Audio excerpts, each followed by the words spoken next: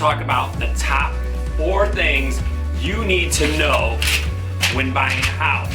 We're gonna hit the road and I'm gonna explain to you on the way. All right, come get the leash. Let's go, sit. Sit, good boy.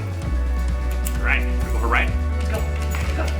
Take your leash, let's go. Come on.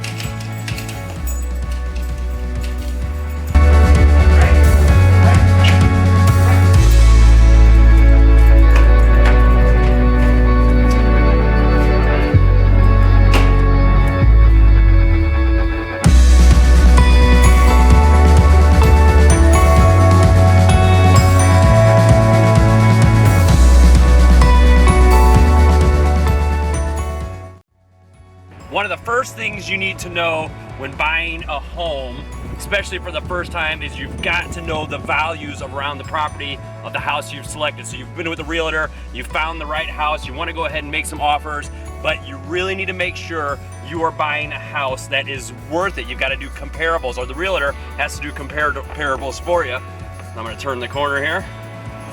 Watch Ollie. So they can do comps.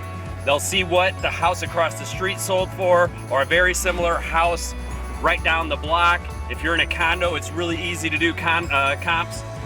They're all over the place, they're all real similar. A neighborhood can be a little bit different. The house across the street might have sold for $30,000 more, but it's got a finished basement, or it's got a swimming pool, or it's horrible. It's got a horrible basement.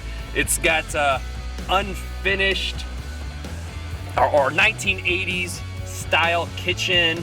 You've got, so the house you're looking at might have granite, the other one has laminate countertops. So you need to do comparables. Look at the pictures from what sold across the street, down the block. Make sure that your realtor is looking at comparables in what the neighborhood, so you're not overbuying. And if you're underbuying, that's even better. All right, so that's number 1. Know that you're buying the house that you want is worth it, and it's gonna have value for it, and you're not overpaying for that house. That's number 1. We're almost to the park. We're gonna go on to number 2.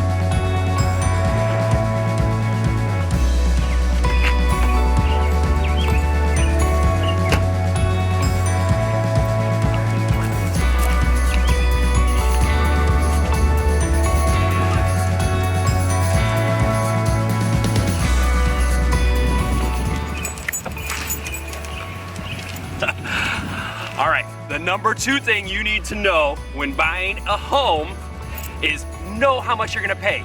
You don't wanna get over your head with your payment. You've gotta factor in your utility costs. You've gotta factor in your property taxes. Make sure you talk to that lender before you put that offer in, so you know exactly, he's taking off, so exactly what your payments are. Your utilities, you can go back and look at old utility bills from the previous seller. See what those are, your property taxes.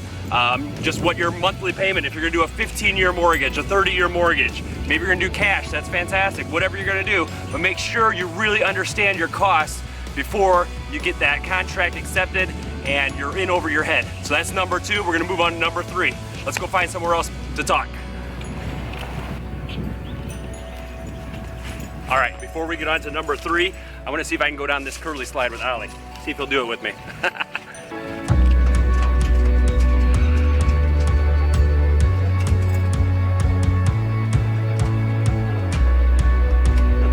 Ollie's ready to go.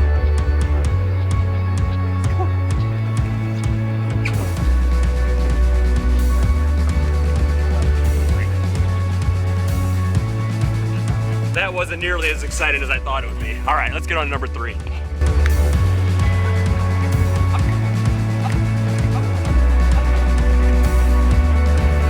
Okay, home buying tip number 3, it's location. You guys have all heard it over and over. Location, location, location. You want to buy in an area. You want to make sure it's the area that fits your needs, whether it's schools, parks, shopping centers, work. Do you want to drive 20 minutes to work? Do you want to drive 5 minutes to work? Is the houses around you falling apart? Are they all rental houses? Are you okay with that? Is it a subdivision? Do you want that? Is it downtown where you have condos and skyscrapers and stuff like that? Is that what you want? So it's all about location. You have to make sure that you are buying in the location that fits your need. You also want to make sure there's not going to be a big old factory being built right behind you or a block away, or they're not going to put in a huge intersection right a block away from you, and that's going to mess up your commute time.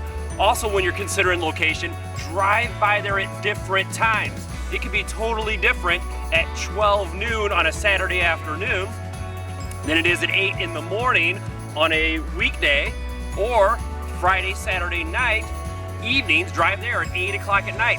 What's the neighborhood like? You've got to know your location. Talk to your realtor about that. They'll give you more tips. But tip number 3, it's all about location. All right, we're gonna move on to number 4. Let's go, Alec.